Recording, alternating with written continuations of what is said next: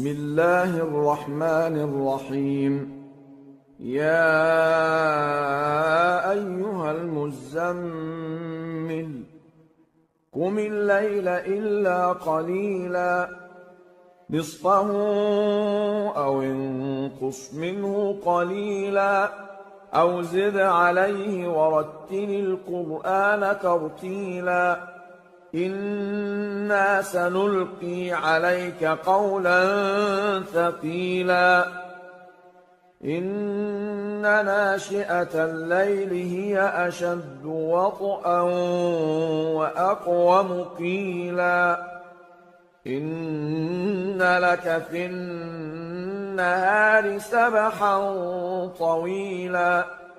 واذكر اسم ربك وتبتل إليه تبتيلا رب المشرق والمغرب لا إله إلا هو فاتخذه وكيلا واصبر على ما يقولون واهجرهم هجرا جميلا وذرني والمكذبين أولي النعمة ومهلهم قليلا إن لدينا أنكالا وجحيما وطعاما ذا غصة وعذابا أليما يوم ترجف الأرض والجبال وكانت الجبال كثيبا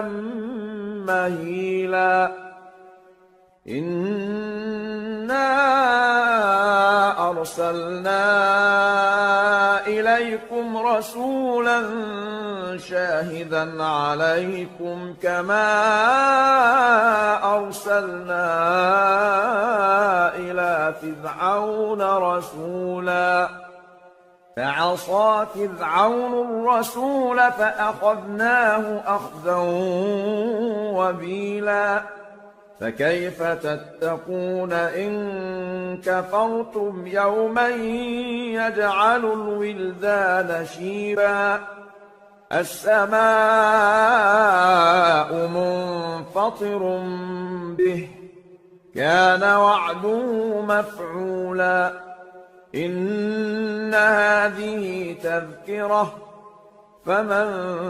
شاء اتخذ إلى ربه سبيلا إن ربك يعلم أنك تقوم أدنى من ثلثي الليل ونصفه وثلثه وطائفة من الذين معك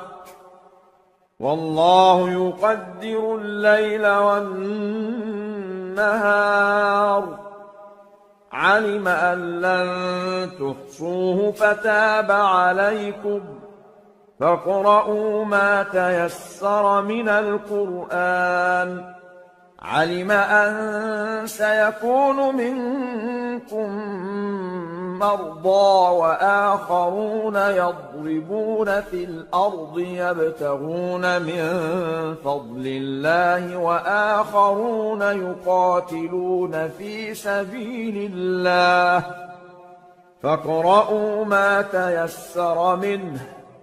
وأقيموا الصلاة وآتوا الزكاة وأقرضوا الله قرضا حسنا